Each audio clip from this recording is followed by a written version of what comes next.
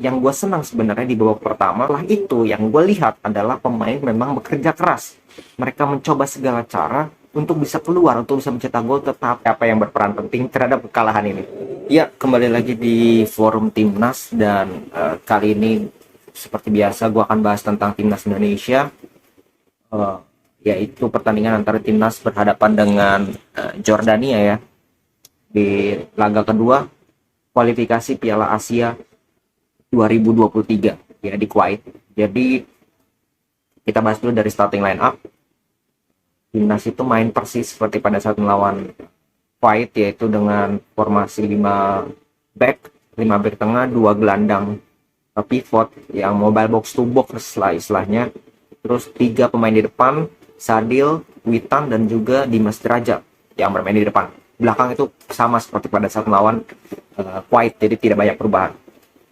Sedangkan kita tahu bahwa kekuatan dari Kuwait dan juga Jordan tentu saja berbeda, dan itu sudah dibilang juga oleh Sintayong bahwa berbeda sekali permainan dari kedua tim ini, dan memang terlihat dari level peringkat FIFA pun berbeda.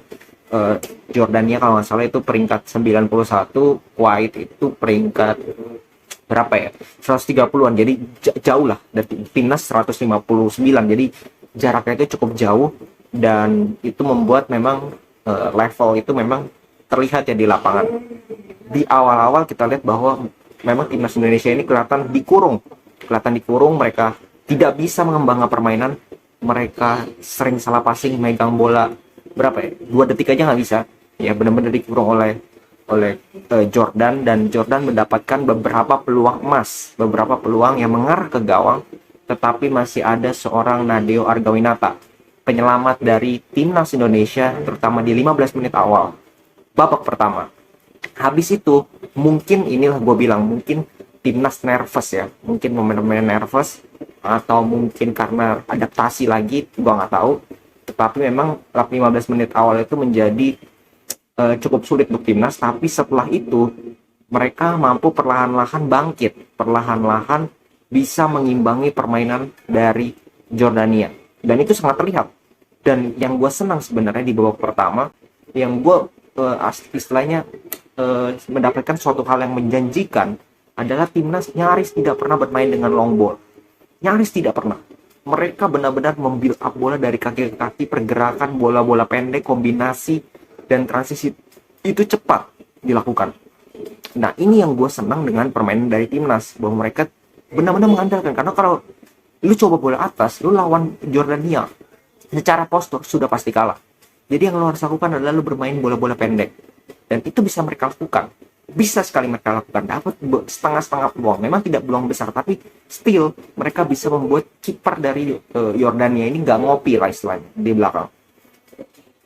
Ekspektasi jelas gua babak pertama kan imbang 0-0, ekspektasi jelas gua di babak kedua wah bisa nih timnas minimal seri aja, minimal seri. Namun naasnya di babak kedua di menit 48 sebenarnya nggak ada masalah, secara permainan juga oke.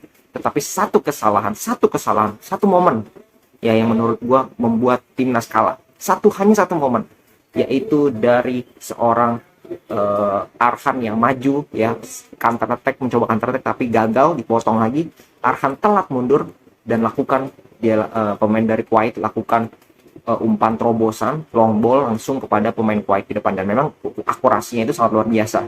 Dan di sini memang orang menyalahkan Arhan, gue rada tidak bisa menyalahkan Arhan juga, karena itu bagian dari strategi. Arhan harus maju, dan kebetulan memang bolanya dipotong, Arhan telat. Harusnya ketika lo bermain dengan 5 back, ketika satu back out of position, harus ada satu center back dari 3 itu yang mengcover, yaitu posisi dari Alkan Bagot. Harusnya di situ dia yang menutup.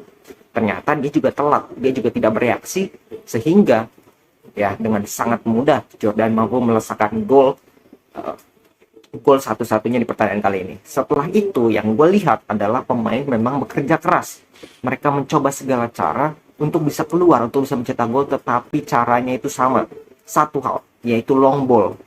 Sebenarnya nggak ada masalah long ball. Coba kita lihat Liverpool, coba kita lihat Real Madrid, sering melakukan long ball, tetapi harus akurat.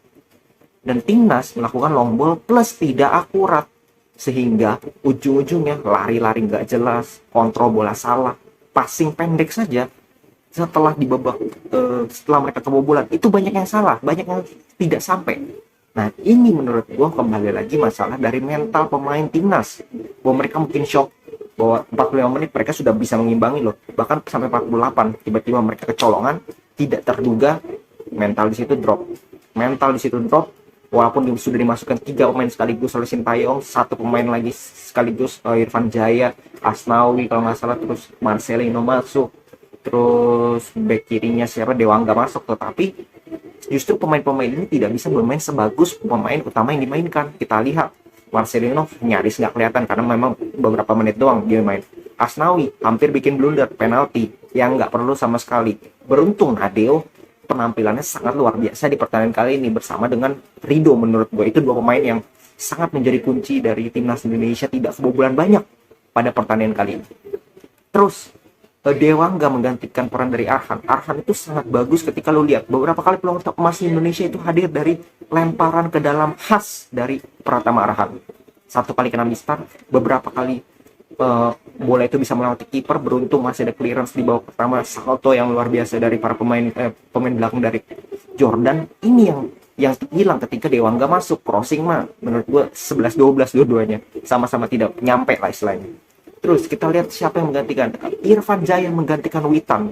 Menurut gua Irfan Jaya bermain sangat di bawah kualitas dari Irfan Jaya yang kita kenal. Sangat terisolir, nggak jelas mainnya di posisinya seperti apa. Berbeda sekali dengan pada satu Witan bermain. Dan ini yang gua bilang bahwa satu momen itu bisa mengubah mental pemain kita, membuat mental pemain kita drop dan kita tidak bisa bangkit. Itu yang penting. Kita tidak bisa bangkit dari keterpurukan itu. Berbeda dengan pertandingan melawan Kuwait, di mana setelah kita kebobolan kita langsung bisa menyamakan kedudukan. Sekarang kita tidak bisa melakukan itu karena kita tahu kualitas dari Jordan. Mereka tidak akan membiarkan hal yang sama terjadi pada mereka seperti yang terjadi pada Kuwait.